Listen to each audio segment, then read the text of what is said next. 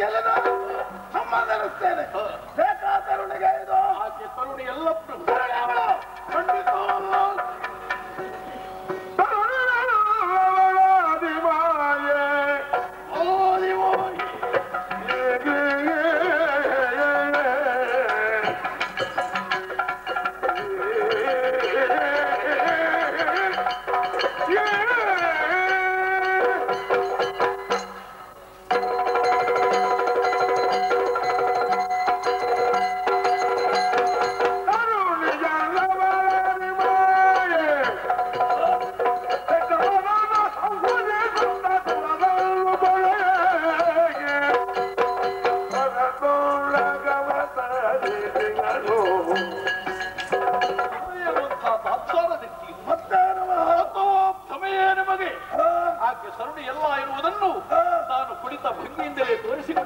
ಲೋಕಕ್ಕೆ ಏನು ಎನ್ನುವುದನ್ನು ಖಂಡಿತವಾಗಿ ಬುದ್ಧಿಜೀವಿಗಳ ಅರಿತುಕೊಳ್ಳಬೇಕು ಎನ್ನುವ ದೃಷ್ಟಿಯಿಂದ ಕನಕದಯ್ಯಾಲೆಯನ್ನೇ ನಿರ್ಮಿಸಿ ವೀರನಿಗೆ ಪ್ರವೇಶಿಸುವುದಕ್ಕೆ ಅಸಾಧ್ಯವಾದ ಅಂಧಕಾರಯುಕ್ತವಾದ ಅರಣ್ಯವನ್ನೇ ಇನಕೋಟಿ ಸೌಂದರ್ಯದಿಂದ ಬೆರೆದಾಡುವಂತೆ ಮಾಡಿದ್ದಾಳೆ. ಆ ಉಯ್ಯಾಲೆಯ ಮೇಲುಭಾಗವನ್ನು ಕಂಡವರಿಲ್ಲವಂತೆ, ಕೆಳ ಭಾಗವನ್ನು ಗುರುತಿಸಿದವರು ಇಲ್ಲವಂತೆ. ಹಾಗಿದ್ರೆ ಭೂ ವ್ಯೋಮ ಪಾತಾಳಕ್ಕೆ ನಾನೇ ಎಂದು ಸೂಚ್ಯವಾಗಿ ತೋರಿಸುವುದಕ್ಕೆ ಕನಕದಯ್ಯಾಲೆಯನ್ನೇ ನಿರ್ಮಿಸಿ ತನ್ನ ಪಾದ ಪೃಥ್ವಿಗೆ ಸ್ಪರ್ಶವಾಗದ ರೀತಿಯಲ್ಲಿ ಮೆರೆದಾಡ್ತಾ ಇದ್ದಾಳಂತೆ. ಅಪೂರ್ವವಾದ ಚೈತನ್ಯಯುಕ್ತರಾದ ಬ್ರಹ್ಮಚಾರಿಗಳ ಮನಸ್ಸನ್ನೇ ತನ್ನೆಡೆಗೆ ಸೆಳೆಯಬೇಕಿದ್ರೆ ಸಾಮಾನ್ಯರಿಗೆ ಸಾಧ್ಯ ಉಂಟೆ? ಆದ ಕಾರಣ ತರುಣಿಯಲ್ಲವಳ ಆದಿಮಾಯಿ ಇಂದ್ರಾದಿ ದೇವತೆಗಳ ಪುರಯತ್ನಾಲಿಸಿ ಕಾಲಕ್ಕೆ ಸರಿಯಾಗಿ ದುಷ್ಟ ನಿಗ್ರಹವನ್ನು ಮಾಡಬೇಕು, ಶಿಷ್ಟ ಜನರ ಉದ್ಧಾರವನ್ನು ಮಾಡಬೇಕು ಎನ್ನುವ ನಿರ್ಮೆಯಲ್ಲಿ ಸತ್ಯ ಧರ್ಮ ಶಾಂತಿಯ ಸಾಕಾರ ವಿಗ್ರಹಿಯಾದಂತ ಪ್ರಣವ ಬೀಜಾಕ್ಷರಿಯೇ ಎಂದು ಕೌಶಿಕಿ ಇರುವಂತಹ ಹೆಸರಿಂದ ಕದಂಬ ಕಾಸಾರಕ್ಕೆ ಬಂದು ತಲುಪಿದ್ದಾಳೆ ತಂದೆ. ಆದ ಕಾರಣ ಶುಭವರಿತು ಕಾರ್ಯವನ್ನು ಮಾಡಿದರೆ ಖಂಡಿತ ನಮಗೆ ಅವನತಿ ಇಲ್ಲ, ಶ್ರೇಯಸ್ಸಿದೆ. ಯಾಕೆ ಮನಸ್ಸು ಮಾಡಬಾರದು? ತಾವು ಆಡ್ತಾ ಇದೆಯಲ್ಲ, ಯಾವುದರಿಂದ ನಿಲ್ಲುಕೊಂಡೆ? ಸಾಕ್ಷಿ ಬೇರೆ ಬೇಕೆ? ಯಾವ ಸಾಕ್ಷಿ ಇದೆ ಹೇಳು? ಶಕ್ತಿ ಸ್ವರೂಪಿಣಿ ಎನ್ನುವುದಕ್ಕೆ ನಿದರ್ಶನವಾಗಿ ನಿಮ್ಮ ಚಿಕ್ಕ ನಕ್ಷತ್ರದಲ್ಲೇ ತಾನು ಇಚ್ಛವಳು ಹೀಗೆ ಅಂತ ತೋರಿಸಿಕೊಟ್ಟಿದ್ದಾಳೆ. ಧೂಮ್ರಾಕ್ಷರನ್ನು ಕಳಿಸಲಿಲ್ವೇ? ಸಂಧಾನ ಪಡೆಯುವುದು ಸಂಗ್ರಾಮವನ್ನೇ ನಿಶ್ಚಯಿಸಿದಂತಹ ಸುಗ್ರೀವ ಅಳಿದು ಪುನಃ ಬದುಕಿ ಬಂದಿದ್ದಾನಂತೆ. ಬೇಡ ವಿಚಾರ, ಧೂಮ್ರಾಕ್ಷ ಜೀವಂತ ಬಂದನೆ ಸುಟ್ಟು ಭಕ್ತದ ರಾಶಿಯನ್ನಾಗಿಸಿ ಹೋಮಾವತಿಯಾಗಿ ಮೇಲೆ ದಾಟಲಿಲ್ವೇ? ಅವ ಹೋದದ್ದು ನಷ್ಟ ಅಲ್ಲ, ಅಲ್ಲಿ ಯಾವ ಆಕೃತಿಯನ್ನ ಆಕೆ ತಾಳಿದ್ದಾಳೆ ಎನ್ನುವ ಬಗ್ಗೆ ಪ್ರಜ್ಞಾವಿಹೀನರಾಗಿ ಛಲವಂತರಾಗಿ ಗಂಡುಗಲಿಗಳಾದ ಚಂಡಮುಂಡರನ್ನು ಕಳಿಸಿದ್ರಿ. 12 ವರ್ಷ ಇರ್ತಿರ್ಲಿಲ್ವೋ ಪ್ರಭು? ನಿಮ್ಮ ಈ ಹಠದಿಂದಲಾಗಿ ಗಂಡುಗಲಿಗಳಾದ ಚಂಡಮುಂಡರ ಮನಸ್ಸನ್ನೇ ಸೆಳೆದು ಅವರ ಮನೋವೇಗವನ್ನೇ ತನ್ನದಾಗಿಸಿ ಗಂಡುಗಳಿಗಳ ಗದಾದಂಡವನ್ನೇ ಕಸಿದುಕೊಂಡು ಭದ್ರಕಾಳಿ ರೂಪದಿಂದ ಏಕಕಾಲದಲ್ಲಿ ಶಿರಚ್ಛೇದನವನ್ನು ಮಾಡಿ ನಮ್ಮವರಿಗೆ ಚೆಂಡಾಟವನ್ನೇ ತೋರಿಸಿದ್ದಾಳಂತೆ. ಬೆಂಕಿಯಲ್ಲಿ ಬೇಯದ, ಗಾಳಿಯಲ್ಲಿ ತೇಲದ, ನೀರಿನಲ್ಲಿ ನೆಲೆಯದ ಅದೆಷ್ಟಾತ್ರ ಚೈತನ್ಯ ಶಕ್ತಿ ಯಾವುದಿದೆಯೋ ಅದೇ ಇಂದು ಈ ರೀತಿಯಿಂದ ಆವಿರ್ಭಾವಕ್ಕೆ ಬಂದಿದೆ ಎನ್ನುವುದು ಸ್ಪಷ್ಟವಾಗುತ್ತಾ ಇದೆ. ಪ್ರಭು, ನಮ್ಮವರ ಏಳಿಗೆಗಾಗಿ ಶ್ರಮಿಸಿದ ಮಹಾನ್ ವ್ಯಕ್ತಿ ತಾವು. ಒಂದು ಕಾಲದಲ್ಲಿ ಆದಿ ದೈತ್ಯರಿಂದ ಮೊದಲುಕೊಂಡು ಸರ್ವರು ಪಥನದ ದಾರಿಯನ್ನೇ ಅವಲಂಬಿಸಿದಾಗ ಹೀಗಾಗಬಾರದು ಎಂದು ತಮ್ಮನ್ನು ಪ್ರಪಂಚಕ್ಕೆ ಒದಗಿಸಿದಂತಹ ತಮ್ಮ ಜನ್ಮದಾತ ಕಶ್ಯಪ ಬ್ರಹ್ಮರು ಅವರೇ ನಿರ್ಮಿಸಿಕೊಟ್ಟಂತಹ ಶೋಡಿತವಲ್ವೇ ಇದು? ಇಲ್ಲಿ ಇದ್ದವರ ಶೋಡಿತವನ್ನು ಈ ಧರಿತ್ರಿಗೆ ಚೆಲ್ಲುವ ಮೂಲಕ ಇದರಿಂದ ತಮಗೆ ಯಾವ ಸಂಪತ್ತು ಲಭ್ಯವಾಗುವುದಕ್ಕೆ ಸಾಧ್ಯ? ತಮಗೆ ಮದುವೆ ಆಗತ್ತೇನೂ ಇಲ್ಲ. ಮದುವೆ ಆಗಿದೆ, ಮಕ್ಕಳಿಗೆ ಮೊಮ್ಮಕ್ಕಳಿಗೆ ಮದುವೆ ಆಗುವ ಪ್ರಾಯ ತುಂಬಿದೆ. ಈ ಇಳಿ ವಯಸ್ಸಿನಲ್ಲಿ ಅದು ಫಲಸ್ತ್ರೀಯ ದೃಷ್ಟಿಯಲ್ಲಿ ಕಂಡುಕೊಂಡಂತಹ ಆಕೆಯನ್ನು ತಾವು ಬಯಸಿದ್ರೆ ಇದರಿಂದ ಆತನಾಗಿ ದೋಷವೂ ಉಂಟಾಗುತ್ತದೆ. ಏಳೇಳು ಜನ್ಮಕ್ಕೂ ಪಾಪದ ಲೇಪದಿಂದ ಮೈ ಬಿಟ್ಟು ಮೇಲೇಳುವುದಕ್ಕೆ ಸಾಧ್ಯ ಇಲ್ಲ ತಂದೆ. ಆದ ಕಾರಣ ಉಪಕಾರ ದೃಷ್ಟಿಯಿಂದ ಆಕಾರ ದೃಷ್ಟಿಯಿಂದ ಇದು ಕೈ ಮುಗಿದು ಪ್ರಾರ್ಥಿಸ್ತಾ ಇದ್ದೇನೆ. ತಮ್ಮ ಛಲವನ್ನು ಹಠವನ್ನು ಇಲ್ಲಿಗೆ ಬಿಡಿ ಪ್ರಭು. ಬಿಟ್ಟರೆ ಒಂದು ಮಾತಿದೆ. ಯಾವುದು? ಏನು ಮಗು ಇದು? ಅಕ್ಷರದ ಧಾರೆಯಾಗಿ ಪಾದವನ್ನು ನಡೆಯುತ್ತಾ ಇದೆಯಲ್ಲ, ನೇರವಾಗಿ ಸೇವಿಸ್ತಾ ಇದೆಯಲ್ಲ. ಮನದಲ್ಲಿ ಹೇಳುತ್ತೀಯನು. ನಿನಗಾಗಿ ಹೇಳುತ್ತ ಅಲ್ಲ, ನನಗೆ ಬೇಕಾದ್ಯೋ ಪ್ರಜೆಗಳಿಗೆ ಬೇಕಾದ್ಯೋ ಹೇಳುವಾಗ ಪ್ರಭು, ನಮ್ಮ ಧನುಜ ಕುಲದ ಉದ್ಧಾರಕ್ಕೆ ಶ್ರಮಿಸಿದ ತಾವು ಇನ್ನು ನಮ್ಮವರನ್ನೆಲ್ಲ ಹೆಣ್ಣು ಪಡ ಕಾರಣದಿಂದ ನಷ್ಟವಾಗಿಸಿಕೊಳ್ಳುತ್ತೀರಲ್ಲ ಎನ್ನುವಂತಹ ವೇದನೆ ಕಣ್ಣೀರಿನ ಮೂಲಕವಾಗಿ ತಮ್ಮ ಪಾದ ರಜವನ್ನು ತೊಳೆದು ಪುನಃ ನನ್ನ ಉದರವನ್ನೇ ಸೇರಿತು ಮುಂದೆ ಆಕಾಶಾಂ ಪತಿದಂತೋ ಎಂಬ ಯಥಾ ಗಚ್ಚತಿ ಸಾಗರಂ ಅಲ್ವೇ. ನಾನು ಯಾರು ನೀವು ಯಾರು ಹೇಳಿ ಸಂಬಂಧದಲ್ಲಿ ಕವಲೊಡೆದು ಬಂದಂತಹ ಸಂಬಂಧದ ತಂಗಿಯೋ ಹೊಟ್ಟೆಯಲ್ಲಿ ಹುಟ್ಟಿದಂತಹ ಶಿಶು ನಾನಾಗಿದ್ದೆ. ಅಂದೇ ಮನಸ್ಸ ಪ್ರತಿಜ್ಞಾಬದ್ಧನಾಗಿದ್ದೇನೆ. ಅದಕ್ಕಾಗಿಯೇ ವಿಧಾತನನ್ನು ಒಲಿಸಿಕೊಂಡದ್ದಲ್ವೇ ನಾನು ನಿಮ್ಮಂತೆ ನಾನಾಗಬೇಕು ಇರುವಂತಹ ದೃಷ್ಟಿಯಿಂದ ಮತ್ಸರ ಇಲ್ಲದಂತಹ ನೀವು ನನ್ನ ನದೇ ದಾರಿಗೆ ಎಳೆ ತಂದ್ರಿ. ಅಳಿಯನಾಗಿಯೇ ಇರುವುದಲ್ಲ, ನನ್ನ ಅಮಾತ್ಯನಾಗಿರಬೇಕು ಇರುವ ದೃಷ್ಟಿಯಿಂದ ಕೈ ಎತ್ತಿ ನನಗೆ ಅಧಿಕಾರವನ್ನು ಕೊಟ್ರಿ. ಅರಸ ದಾರಿ ತಪ್ಪಿದಾಳು ಅಮಾತ್ಯನಾಗಿ ಹಿತ ವಚನವನ್ನು ಹೇಳಿದ್ರೆ ಅಪರಾಧವಲ್ಲವಷ್ಟೇ. ಆದ ಕಾರಣ ಇದು ನೀತಿಯಲ್ಲ ಅಂತ ಹೇಳ್ತಾ ಇದ್ದೇನೆ. ನೀತಿಯುತವಾದಂತಹ ದಾರಿ ಮಗದೊಂದಿದೆ. ಪ್ರಪಂಚದಲ್ಲಿ ಬೆಳೆದಾಡಿದಂತಹ ತಾವು ಸಾಮಾನ್ಯದ ದೃಷ್ಟಿಯಲ್ಲಿ ಹೆಣ್ಣಾಗಿ ಕಂಡುಕೊಂಡಂತಹ ಆಕೆಗೆ ತಲೆ ತಗ್ಗಿಸಿದರೆ ಇದರಿಂದ ನಾಚಿಕೆಗೇಡು, ಅವಹೇಳನ, ಅಪಹಾಸ್ಯಕ್ಕೀಡಾಗಬೇಕು ಎನ್ನುವಂತಹ ಕೀಳು ಭಾವನೆ ಇದ್ದರೆ ಅದನ್ನು ನನ್ನ ಮೇಲೆ ಎಸೆದು ಬಿಡಿ. ನನಗೊಂದು ಆಜ್ಞೆಯನ್ನು ಕೊಡಬೇಕು. ಒಂದು ಮಾತನ್ನು ಕೇಳಬೇಕು. ಜಗದ ಮಾತೆಯನ್ನು ಕಾಡುತ್ತೇನೆ. ಇದರಿಂದಲಾಗಿ ಧನುಜರಿಗೆ ಉಳಿವು. ನಂಬಿದಂತಹ ನೀವು ಖಂಡಿತ ಉನ್ನತವಾದಂತಹ ಕೀರ್ತಿ ಸಾಮ್ರಾಜ್ಯದಲ್ಲಿ ಪುನಃ ಪ್ರಪಂಚಕ್ಕೆ ಇಳಿಬೇಕು ಅಂತ ಇಲ್ಲ ತಂದೆ. ಅಂತಹ ಕೀರ್ತಿಯನ್ನು ಪಡೆಯುವುದಕ್ಕೆ ಸಾಧ್ಯ. ನನಗೆ ಅವಕಾಶ ಕೊಟ್ಟು ಜಗದ ಮಾತೆಯನ್ನು ಕಾಣುತ್ತೇನೆ. ಒಂದು ಮಾತು ಕೇಳಿ, ಲಯದ ಕನ್ನಿಕೆಯ ಸೆರಗನ್ನು ಬಿಸುತ್ತಲೇ ಏನು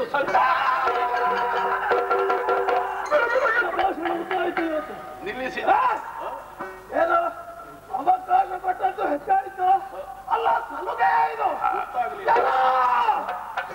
ಸತ್ಯವಾದವನ್ನು ಹೇಳಲಿಕ್ಕೆ ನನಗೆ ಇನ್ನೊಂದು ಇಲ್ಲಿವರೆಗೆ ಮಾಡಿದ್ದು ನಾನು ಎಳೆಯ ವಯಸ್ಸಿನ ಶಿಕ್ಷಣವನ್ನು ಗಳಿಸಿ ನೀನು ನನ್ನ ಕಾರ್ಯಕ್ಕೆ ಆಗಬಹುದು ಎಂಬುದಾಗಿ ಏನೋ ಉಪನ್ಯಾಸ ಏನೋ ನಿಂದು ಎಲ್ಲ ಗೊತ್ತಿದೆ ನನಗೆ. ಕದಂಬ ಮಾತಿನ ಬಗ್ಗೆ ಸಂಪೂರ್ಣವಾಗಿ ತಿಳಿದೆ. ಈ ಮಹಾಕಾರ್ಯರಂಗಕ್ಕೆ ನಾನು ಆದಷ್ಟು ಬೇಗನೆ ಕಾರ್ಯ ಆಗಬೇಕು ಎಂಬುದಾಗಿ ನೀನು ಹೇಳಿದ ಹಾಗಾಯ್ತು. ಗೊತ್ತು ಬೇರೆವಲ್ಲವರೆಗೆ ಮನದಲ್ಲಾಗುತ್ತಾನು ನಿನ್ನಂತ ಮೂಢ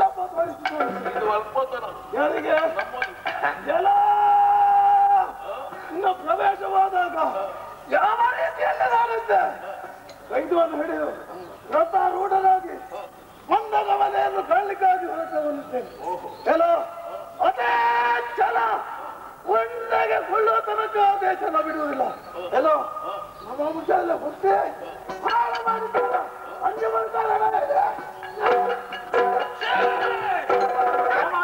ನೀವಾಗಿ ಹೊತ್ತೇನೆ ಕೊಡಿಯಲು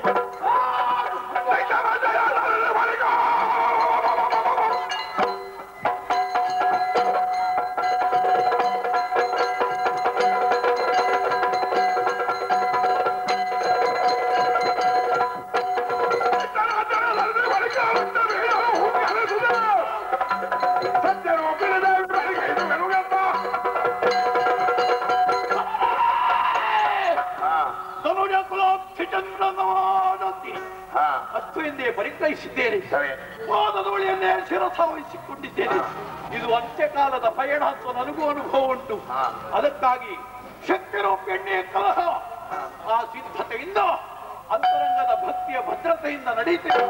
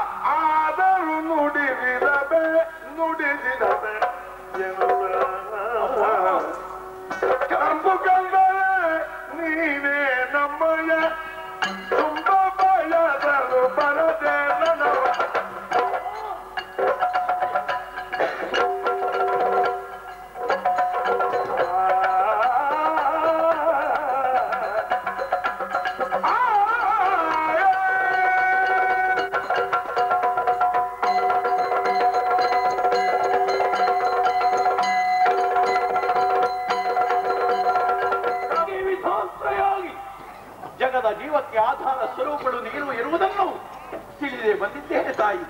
ನಿನ್ನನ್ನು ಕಾಣುವಂತಹ ಹಂಬಲ ನಮ್ಮ ಪ್ರಭುವಿಗಿದೆ. ಆದೇಶನಾಗಿಯೋ ಧೀರ ಶುಂಭ ನಿನ್ನನ್ನು ಮನಸಾರೆ ಮೆಚ್ಚಿದ. ಯಾವ ಉದ್ದೇಶದಿಂದ ಅಂತ ಕೇಳಿ ತಿಳಿದುಕೊಳ್ಳುವಂತ ಅಪ್ರಬುದ್ಧತೆ ನಮಗಾಗಿಲ್ಲ ತಾಯಿ. ಅರಸನ ಅಜ್ಜೆಯಂತೆ ಬಂದೆ. ಕಂಬು ಕಂದರೆಯಾದಂತಹ ನೀನು ಕದಂಬ ವಾಸಿನಿಯಾಗಿ ತನುಜ ಕದಂಬಕ್ಕೆ ಕಂಟಕ ಪ್ರಾಯಳಾಗಿದ್ದಿ. ಅಂಬುಜಾಕ್ಷಿಯಾಗಿ ಬಾಹ್ಯ ದೃಷ್ಟಿಯಿಂದ ಕಂಡ್ರೆ ಅಂತರಂಗದಲ್ಲಿ ಬಾಣದ ಕುರುಹಿನ ಕಣ್ಣುಳ್ಳವಳು ಅಂತ ತೋರಿಸಿಕೊಟ್ಟೆ.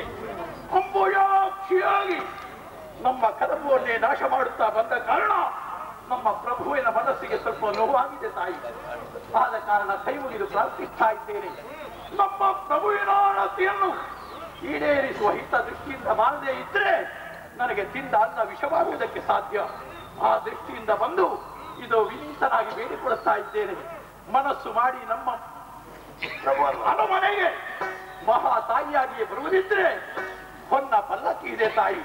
ಒಂದು ವೇಳೆ ವಿರುದ್ಧ ರೂಪದಿಂದಲೇ ನಮ್ಮನ್ನು ಇದರಿಸಿ ಆ ಮೂಲಕವಾಗಿ ನಮ್ಮ ಪ್ರಭುವಿಗೆ ಬೇಕಾದ್ದನ್ನು ಒದಗಿಸುವುದಕ್ಕೆ ಮುಂದಾಗುವುದಿದ್ರೆ 32 ಯುಕ್ತವಾದಂತಹ ದಿವ್ಯ ರಥ ಇದೆ. ಪಲ್ಲಕ್ಕಿ ನೀವೇ ತೀರೋ ರಥ ನಾನು ಹೇಳಬೇಕು ಹೇಳಿ.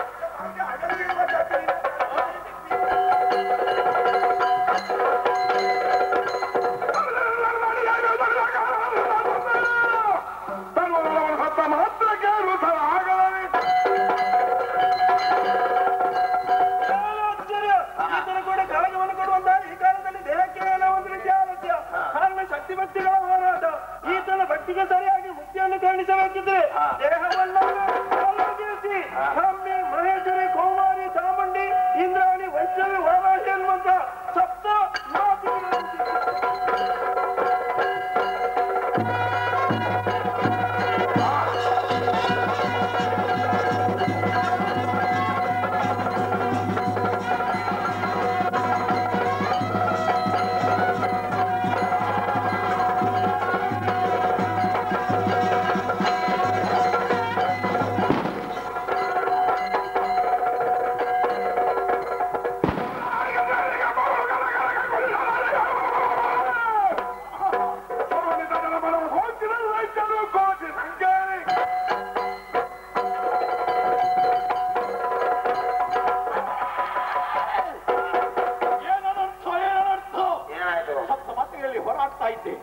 ಇಂದ್ರಾಣಿಯ ವಜ್ರಾಘಾತ ಕ್ಷಣದಲ್ಲಿ ಒತ್ತಿ ಹಿಡ್ಕೊಂಡಿದ್ದೇನೆ.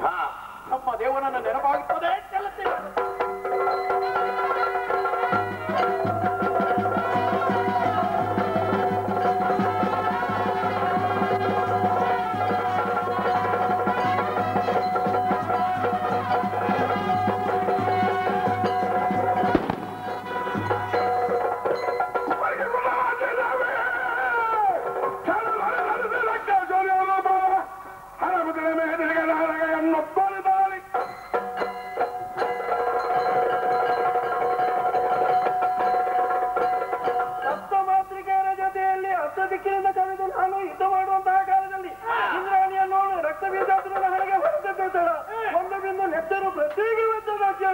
ಕೋಟಿ ಸಂಖ್ಯೆಯಲ್ಲಿ ರಕ್ತಬೀಜಾಸುರ ಉತ್ಪನ್ನವಾಗಿದೆ.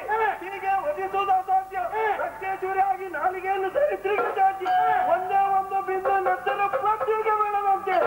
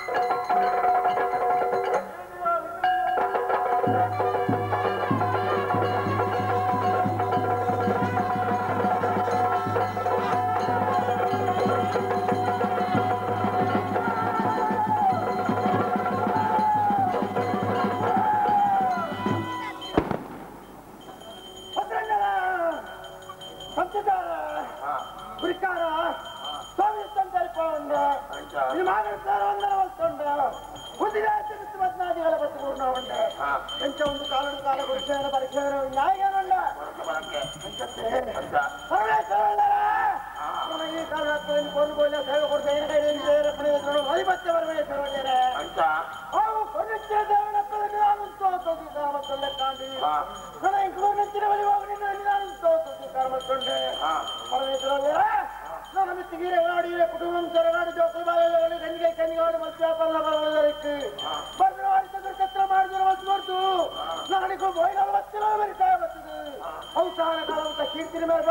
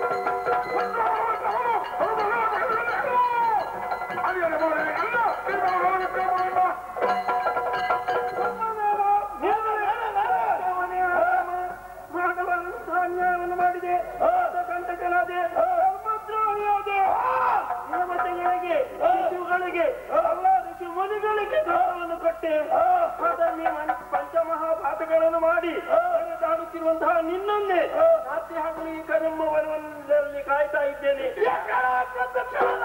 ಹೊಳಿತಾಯಿತು ಇದ್ದಕ್ಕೆ ನಿಮ್ಮವರನ್ನು ಸಂಹಾರ ಮಾಡಿದವನು ನಾನು ಬದುಕಬೇಕೆನ್ನುವಂತಹ ಇಚ್ಛೆ ಇದ್ರೆ ನನ್ನ ಕಾಲಿಗೆರೆಗೂ ಲೋಕ ಕಲ್ಯಾಣಕ್ಕಾಗಿ ಧರ್ಮ ಸ್ಥಾಪನೆಯಾಗಿ ಚಾರಿತ್ರಿಗೆ ಬಂದವಳು ನಾನು. ಮಹಾತಾಯಿ ಹೌದಾದರೆ ಈ ಕಾಯಕ ಇನ್ನು ಮುಂದೆ ಕಾಯಕ ಬೇಡ.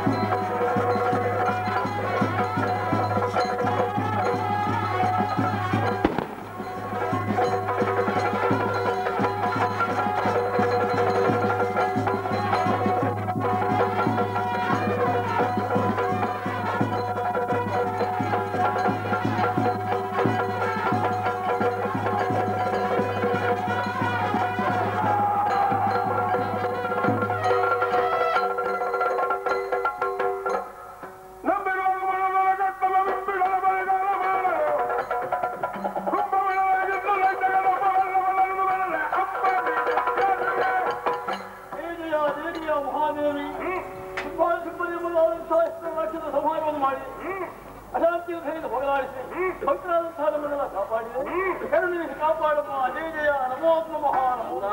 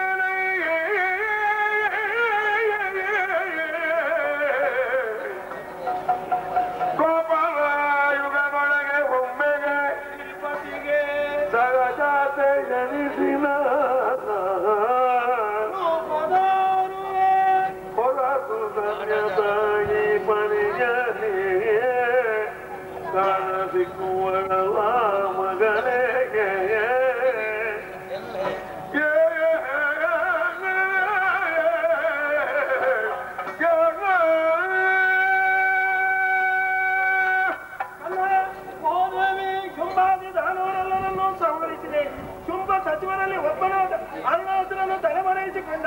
ಹೋಗಲಿ, ಮುಂದೆ ಬರುವ ಕಲಿಯುಗದಲ್ಲಿ ಭ್ರಮರಾಂಬಿಕೆ ಎನ್ನುವ ಹೆಸರಿನಿಂದ ಆ ಕಲಿಯನ್ನು ನಾನೇ ಸಂಹರಿಸ್ತೇನೆ. ಕಂದ, ನನ್ನ ಈ ದಿವ್ಯ ಸ್ವರೂಪವನ್ನು ಸದಾಕಾಲ ನೋಡುತ್ತಾ ಇರಬೇಕೆನ್ನುವಂತ ಆಸೆ ನಿನ್ನ ಮನಸ್ಸಿನಲ್ಲಿರಬಹುದು. ಹಾಗೆ ಕಾಣಿಸಿಕೊಳ್ಳಲಾರೆ. ಮುಂದೆ ದ್ವಾಪರಾಯುಗದಲ್ಲಿ ಭೂಭಾರವನ್ನು ತಡೆಯುವುದಕ್ಕೆ ಅಸಾಧ್ಯವಾದಂತಹ ಭೂದೇವಿಯು ತನ್ನ ಪತಿಯಾದಂತಹ ಶ್ರೀಪತಿಯಲ್ಲಿ ಮೊರೆಯನ್ನಿಟ್ಟಾಗ ಶ್ರೀಮನ್ನಾರಾಯಣನು ವಸುದೇವ ದೇವಕಿಯರಿಗೆ ಮಗನಾಗಿ ಶ್ರೀಕೃಷ್ಣ ಎನ್ನುವ ಹೆಸರಿನಿಂದ ಅವತಾರವನ್ನಿಸುವ ಕಾಲ ಆತನಿಗೆ ಸಹಭಾಗಿಯಾಗಿ ಮಾಯ ಎನ್ನುವ ಹೆಸರಿನಿಂದ ಅಷ್ಟಭುಜೆಯಾಗಿ ಕಾಣಿಸಿಕೊಳ್ತೇನೆ. ಆ ಸಮಯದಲ್ಲಿ ನನ್ನನ್ನು ನೋಡಿ ಸಂತೋಷ ಪಡಬಹುದಂತೆ. ಸತ್ಯಕ್ಕೆ ಕಳರ ನಾಶವಾಗಿದೆ, ಲೋಕ ಕಲ್ಯಾಣವಾಗಿದೆ ಎನ್ನುವುದಕ್ಕೆ ಸಂಶಯವಿಲ್ಲ. ಅದು ನಿನ್ನವರೆಲ್ಲರೂ ಕೂಡ ಸುಮ್ಮ ದೃಷ್ಟಿಯನ್ನು ಸುರಿಸ್ತಾ ಇದ್ದಾರೆ. ನನ್ನ ಈ ದಿವ್ಯ ಚರಿತೆಯನ್ನು ಸದಾಕಾಲ ಯಾರು ಮನನ ಮಾಡುತ್ತಾರೋ, ಅಲ್ಲ ನನ್ನನ್ನು ಸದಾಕಾಲ ಯಾರು ಧ್ಯಾನಿಸುತ್ತಾರೋ ಪೂಜಿಸುತ್ತಾರೋ ಅಂತಹವರ ಸಕಲ ಸಂಕಷ್ಟಗಳನ್ನು ದೂರೀಕರಿಸಿ ಜೀವನದಲ್ಲಿ ಆಯುಷ್ಯ, ಆರೋಗ್ಯ, ಸಂತಾನ, ಸೌಭಾಗ್ಯವನ್ನು ಕರುಣಿಸುವುದರ ಜೊತೆಗೆ ಅವರ ಭಕ್ತಿಗೆ ಸರಿಯಾಗಿ ಮುಕ್ತಿಯನ್ನೇ ಕರುಣಿಸುತ್ತೇನೆ. ಅದು ಕೈ ಬೀಸಿ ಕರೆಯುತ್ತಾ ಇದೆ ಸ್ವರ್ಗ. ಗಟ್ಟಿಗೆಯನ್ನು ಏರಿ ಸಂತೋಷದಿಂದ ಪರಿಪಾಲಿಸು. ಶುಭಂ ಮಂಗಳಂ. ಅದೃಷ್ಟವಾಗ್ತೇನೆ, ಅದೃಷ್ಟವಾಗ್ತೇನೆ.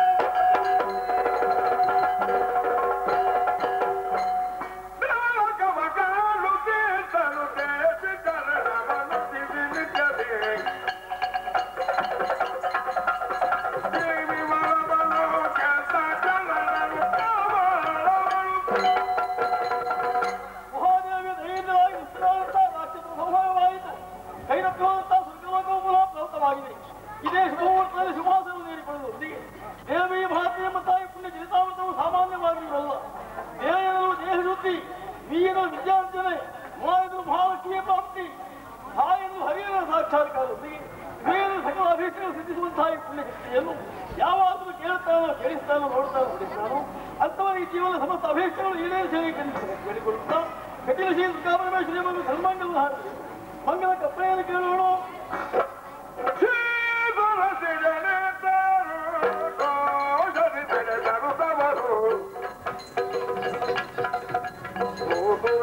Suman prakya te